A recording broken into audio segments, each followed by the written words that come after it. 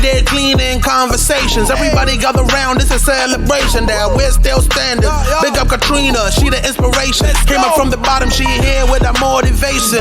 Here to teach and inspire. Help you aim higher, help you dream bigger. Get what you desire. Real recognize, real iron sharp as iron. Let us grow your cleaning business. She ain't playing around, yeah, the queen mean business. Just stick around, get down with a podcast. Hold it down, here we go, foot on the gas. Candid cleaning conversation. Welcome back to another episode of Candid Cleaning Conversations. How you doing? This is where we're going to keep it real, raw, and uncut about the cleaning industry and everything that's included. You dig? Okay, so today's question is, what is a problem that your target customer has? This is a good one. That's a good one. I think that every cleaning business owner needs to really take the time out to learn your avatar. And when I say that, when I talk about your avatar, I'm talking about your customer, okay? You need to learn what your customer likes, what your customer doesn't like, okay? You need to take the time out to learn everything about your customer. On this video, I'm gonna tell you guys some things about my customers, because I don't know about y'all customers. So I'm gonna only talk about my customers, okay? Right, and then for you to know all of that, first of all, you need to know what your type of customer is, your target customer. Because if you don't know, then none of this will make sense.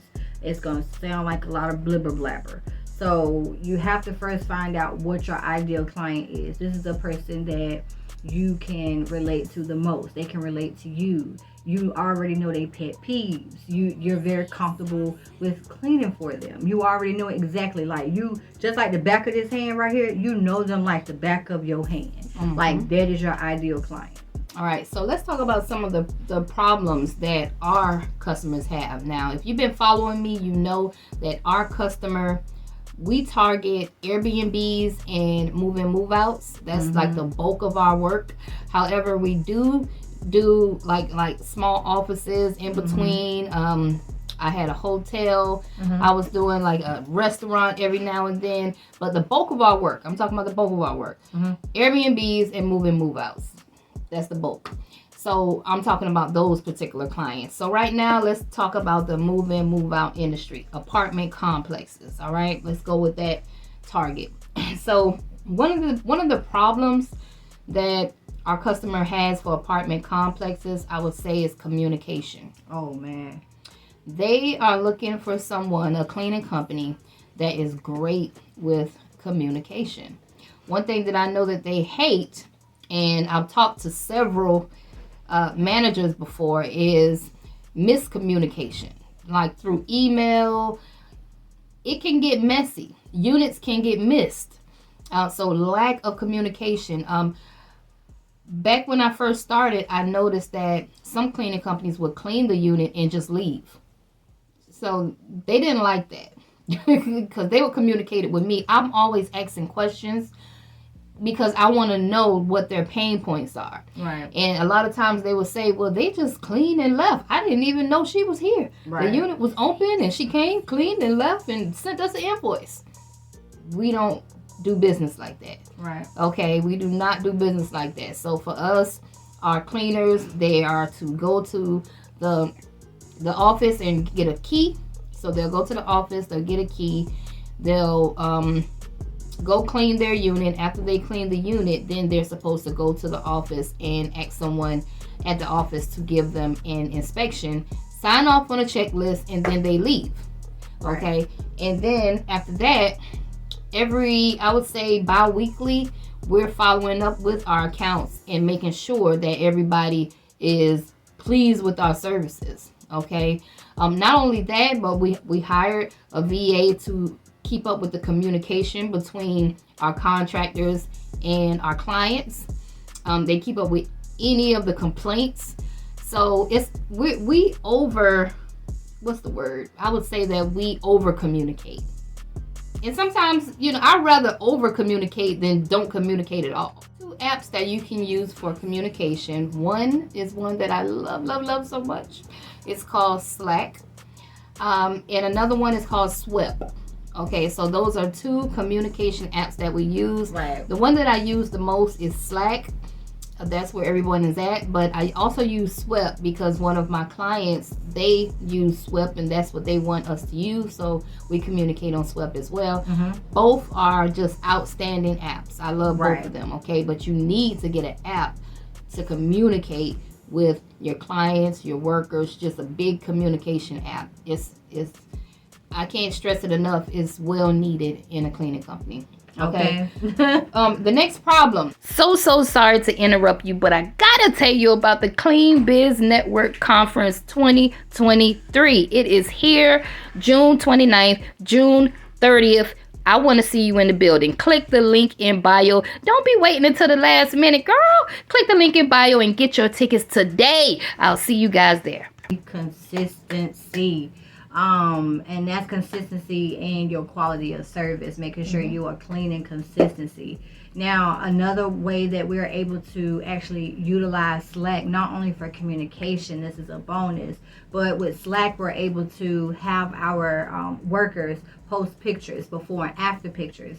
So that way, not only are we staying in communication, but we also covering our books as well. So if they say they pulled out all the appliances, because we have checklists that they have to go by, what happens is they actually look at that checklist, they make sure everything is complete, they have somebody to come and do a walkthrough, and then that person signs off on that checklist. Now, with that particular checklist, they have to put their name and the unit number, and that's pretty much it, and they post that on Slack. Now, the if anything was to come up, now we can say, well, we can actually go back to that particular date and say, well, such and such cleaned this unit at this time, and it shows here they pulled out all the appliances, so we shouldn't have an issue. Keeps the paper trail.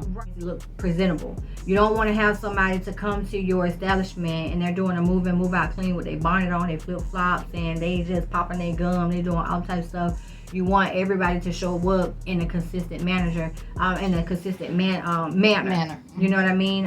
Everybody wants to show up. They need to be with some nice clothes on, not nothing that they just rolled up out of bed. Because if you got one cleaner that shows up and they're actually doing, showing up with their actual proper clothes on, and you got the next one that looks crazy, you're gonna be like, oh, this job ain't gonna be consistent. That happened to us one time. You know what I mean? Our restaurant, remember? Yeah, absolutely. Just think about it. If you go out to eat, right, and you have a waitress that come to your table, and you got one waitress, if you go there 2 times to the same restaurant, you go there, everything is good with that first go around, the person comes to the table, they're all polite to you and they're talking to you. The next time you go to that restaurant and now you get, hey, how you doing?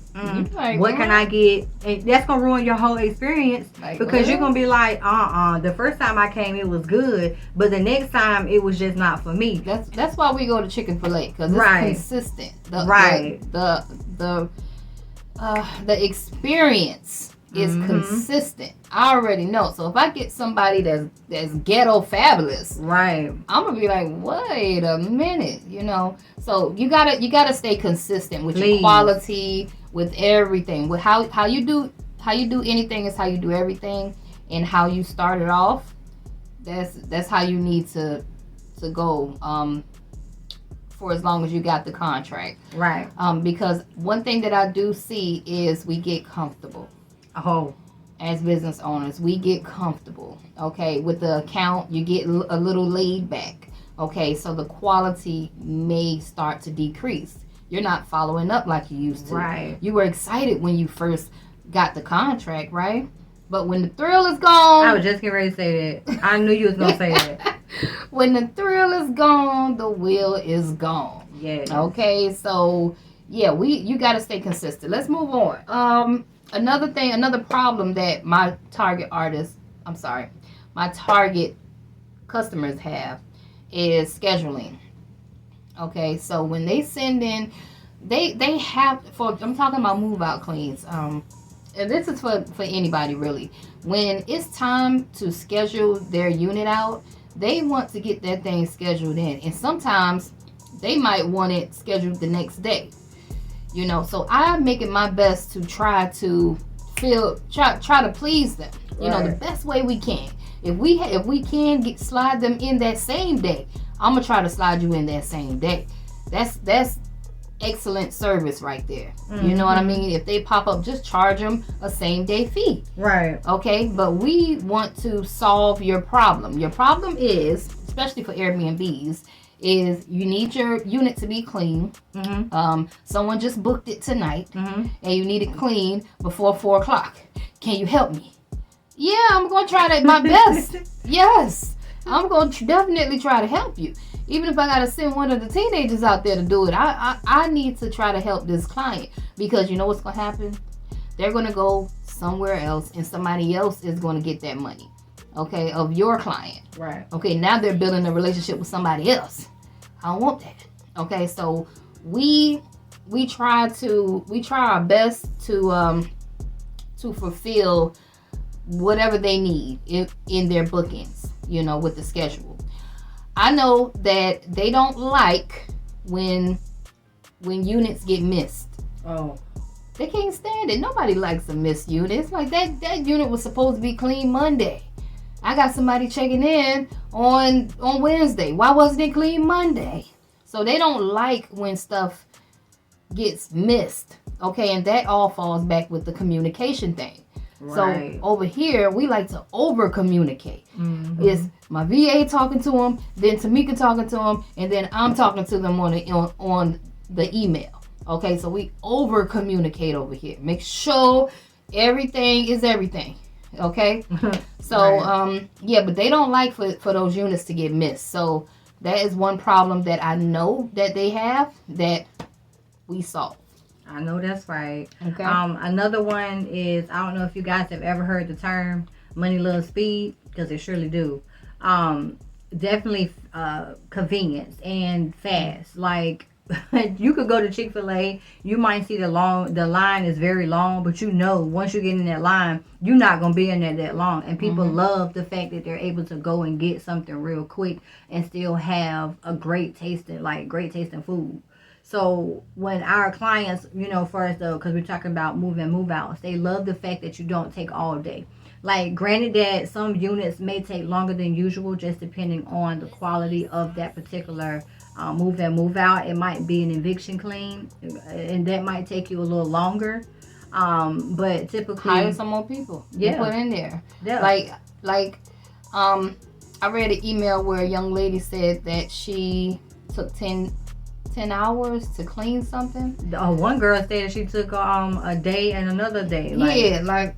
See, money loves speed. Gotta have it. If I had an eviction clean, I'm not gonna send one person in an eviction clean. Right. Okay, and as business owners, you know, if you want to grow, you got to start thinking outsource. You got to stop thinking that you're going to do the work, which Yep. I do understand. If you need the money and you just got to do it and pay your bills, I totally get it. Okay, Right. I'm not against that. But when you're in the growing phase, okay, and you can outsource it. Start thinking about paying somebody else to do it, and Right. you just living off the profit. All right, but speed. For an eviction clean, I'm not gonna send one person out there. I gotta send multiple people out there. I have to get this thing clean quick. Right. I don't want it to take days and days and days. You know, it shouldn't take days, especially if it's an apartment. It should not take 2 and 3 days, unless it's a construction clean or something like that. But we're talking about a regular Move in, nasty move out. house, an apartment. I mean, it shouldn't take days. Okay, you should be able to get that done in no more than 5 hours. Right. You know, it should take 5 hours at the max is what I would say. Okay, depending on how many people you got cleaning it. Okay, but money loves speed. You know, I had a mansion that I just put my daughter in. Well, both my daughters in. And the main question that my clients kept asking is, how long is this going to take? How long is this going to take? Okay, because they don't want people inside their house all day long cleaning. So you know what I did? I put somebody else in there. Even though I know 2 people could have got it done in 5 hours, I threw another candidate in there so we can get it done quicker. Okay, let's knock it out. Let's get in there. Let's get it done. Let's move on. Let's get this money. Let's move on. Money loves speed. Okay, So, all right, moving right along. Another problem that I know my clients have is not having a quality control inspector. A lot of cleaning companies don't have one. Man, it's so convenient for people to have quality control for move in, move outs, because the clients, they don't be feeling like, I'm going to tell you, the people at the front desk that get paid $12, $13, $14 an hour, nothing against no one who works at the front desk. I completely commend you. But they don't be having time to sit there and go back and forth and try to figure out, okay, well, this person didn't do this. Because sometimes they don't be wanting to do the walkthrough anyway. Sometimes half of them will just sign the sheet and then just be like, here you go. But it's very vital to have quality control, so that way it beats everything and it keeps your cleaning at a consistent basis, to the point where, okay, all right, we catch stuff before they even get to the walkthrough. Are you struggling with marketing and advertising for your cleaning business? Look no further. I have a new book out. It's entitled 99 Ways to Market and Advertise Your Cleaning Business. I highly suggest that you click the link in bio and you purchase my new book today. I appreciate your support. And last but not least, one of the problems that my target customer has is prices. Mm-hmm. They have to stay within the budget. Okay, especially when we talk about apartment complexes, they have to stay within the budget. So your price has to be within their budget. They be liking to compare prices a lot. They be wanting you to beat their other people prices. I don't be liking that. Yeah. It's like going to Walmart and a customer come in there and be like, well, look, Harris Teeter's had this for $5. You gonna give it to me for $5? I mean, especially when it comes to move outs, they will try to lowball you, but it's only because they have to stay within a budget that the corporate office gives them. Right. So they have to stay within this little budget, and prices can be a problem if you're too high.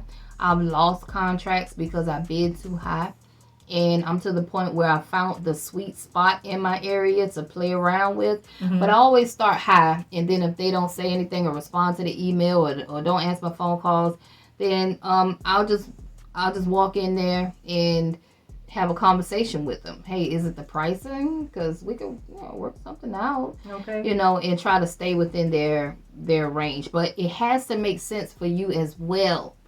Okay, I'm not saying go and lowball yourself and do apartments for $89. Right. Okay. She is not saying that. Don't do that. Okay. Right.